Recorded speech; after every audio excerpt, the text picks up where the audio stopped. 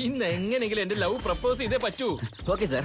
എടാ നീ കഴിഞ്ഞ പ്രാവശ്യത്തെ പോലെ ഏടകൂടായിട്ടൊന്നും പ്ലാൻ ചെയ്തിട്ടില്ലല്ലോ. സാർ, നിങ്ങൾ അവരെ കാണുന്ന എത്ര കഷ്ടപ്പെടുന്നു കണ്ണുകൊണ്ട് കണ്ടിട്ടും ഞാൻ എങ്ങനെയാ പ്ലാൻ ചെയ്യാ സാർ? വരൂ സാർ, നമുക്ക് ചെന്ന് പ്രണയത്തെ കുറിച്ച് പറയാം. നമ്മുടെ പ്രണയമല്ലടാ, എന്റെ പ്രണയത്തെ കുറിച്ച്. ഇവിടെ എന്താ അന്നദാനാണോ കൊടുക്കുന്നത്? നമ്മൾ രണ്ടുപേരും ചേർന്നിരുന്ന് കഴിക്കാൻ.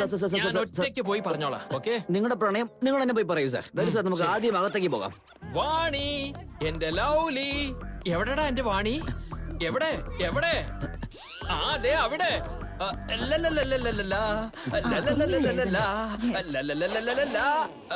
എന്റെ പേര് ചെമ്പകാക്ഷൻ, നിന്റെ പേര് വാണി. നമ്മൾ രണ്ടുപേരും ചേർന്ന കളർഫുൾ ആയ ഒരു ഹോളി. സിമ്പിൾ ആയിട്ട് ഞാൻ നിന്റെ ഒരു അമ്പലത്തിൽ കൊണ്ടുപോയി കെട്ടിക്കോളാം ഒരു താലി. ഐ ലവ് യു എന്ന് പറയൂ വാണി. നിങ്ങൾ എന്ത് പറഞ്ഞാലും എനിക്ക് കേക്കില്ല.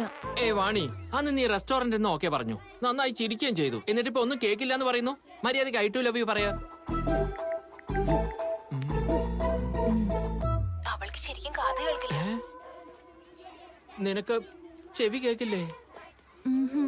ആ, ഞാൻ ആദ്യം മുതൽ നിങ്ങളോട് പറയാൻ ശ്രമിക്കുമായിരുന്നു, പക്ഷെ നിങ്ങൾക്കത് മനസ്സിലായില്ല. എനിക്ക് അപ്പോഴേ ഡൗട്ട് തോന്നി, ഇപ്പോഴാ ഡൗട്ട് ക്ലിയർ ആയത്. തൈരും ചോറിൽ ചായ ഒഴിച്ച് കഴിക്കുമ്പോ തന്നെ എന്നോട് പറയേണ്ടതല്ലായിരുന്നു. അതൊന്നും ഇവിടെ ഒരു പ്രശ്നമല്ല. നമുക്ക് രണ്ടുപേർക്കും കല്യാണം കഴിക്കാം. പ്രണയത്തിന് ചെവിയൊക്കെ. I love you.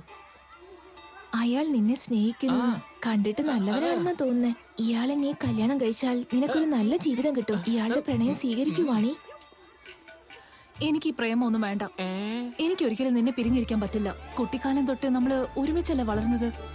ഇപ്പൊ ഇത്രയൊക്കെ ആയിട്ട് എനിക്ക് നിന്നെ വിട്ടിട്ട് പോവാൻ പറ്റില്ല. ഗീതയും മാനിയും പിരിയാണെങ്കിൽ അതെന്റെ ജീവൻ ഇല്ലാണ്ടാകുമ്പോഴാ. ഇതുപോലത്തെ ലവ് കാരണമൊന്നുമല്ല.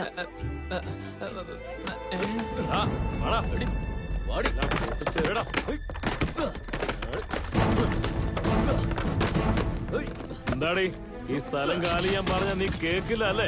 നിനക്ക് അത്ര അഹങ്കാരായോ? ഈ സ്ഥലം ഞങ്ങളുടെയാ. ഇതാ അതിന്റെ ഡോക്യുമെന്റ്സ്. നിനക്ക് 2 ദിവസം സമയം തരാം. ഈ കുട്ടികളും സാധനങ്ങളും ഇനി ഇവിടെ കണ്ടുപോകരുത്. അങ്ങനെ അല്ലെങ്കിൽ ഞാൻ എല്ലാരും കഴുത്തുപിടിച്ച് പുറത്താക്കും.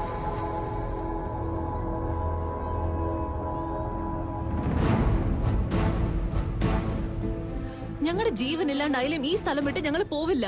കുട്ടികൾക്ക് ഒരു പ്രശ്നം ഉണ്ടാവാൻ സമ്മതിക്കില്ല. അപ്പൊ നിങ്ങൾ തട്ടിയാലേ ഈ സ്ഥലം കാലിയാവും. നിങ്ങളെന്താ ഈ വാണിക്ക് ആരുമില്ലെന്ന് വിചാരിച്ചോ? ഞാനുണ്ട് ഇവിടെ. സാറേ, സംസാരിച്ച പോരാ, മുന്നോട്ട് ചെന്ന് കാണിക്കുന്നേ. ആദ്യം പോന്നേ. അത് വേണോ? വേണമെന്നേ. ഇവരുടെ കൂടെ ഇപ്പൊ ഞാനുണ്ട്. എന്നെ മറികടന്ന് ആർക്കെങ്കിലും പോവാൻ പറ്റണെങ്കിൽ പോയിക്കോ. ഇവന്റെ ഒക്കെ ഗെറ്റപ്പ് കാണുമ്പോ എനിക്ക് ചിരിയാ വരുന്നത്. ഇപ്പൊ വേണ്ട, വിട്ടേക്കാം. ഇവര് കാലി ചെയ്തില്ലെങ്കിൽ അപ്പൊ നമുക്ക് നോക്കാം. വാടാ. ശരിയെണ്ണ. ഒരു പ്രാവശ്യെങ്കിലും വീടിന്റെ ഓണർ എന്ന് പോയി കാണാ. Take care.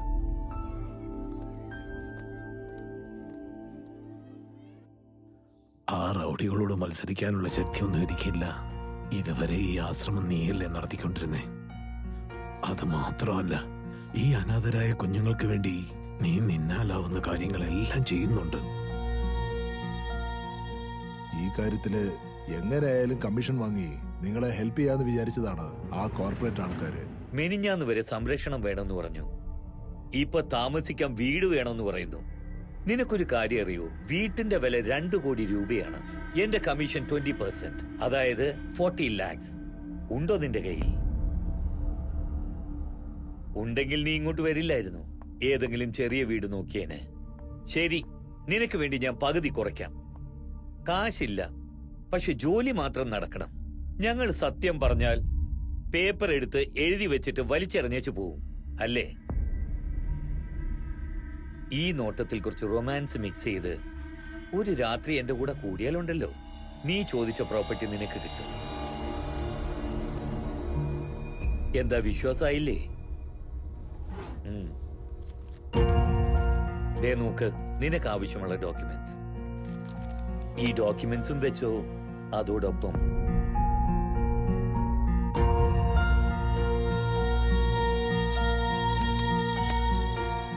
എന്താ, വീണ്ടും എന്റെ അമ്മയെ ചീത്ത പറയാൻ പോകണോ?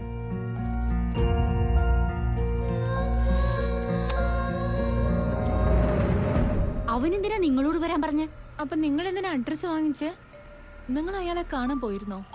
നിങ്ങൾ ഉത്തരം പറയുന്നില്ലെങ്കിൽ നിങ്ങൾ ഇവിടെ പോയെന്നല്ലേ അർത്ഥം? ചേച്ചേ, അവരെ കണ്ടാൽ അറിയില്ലേ അവരങ്ങനെയുള്ള സ്ത്രീയല്ലെന്ന്? അതൊക്കെ എനിക്കറിയാം, പക്ഷെ കുട്ടികളോടുള്ള സ്നേഹം കൊണ്ട് തെറ്റ് ചെയ്ത് കാണുമെന്ന് വിചാരിച്ചു. നിർത്തുന്നുണ്ടോ? നിങ്ങളെ എല്ലാരെയും അടിച്ചു നോർക്കും ഞാൻ. ഒന്നും മിണ്ടാതിരിക്കെ. ഗീത, നീ പോയില്ലല്ലോ.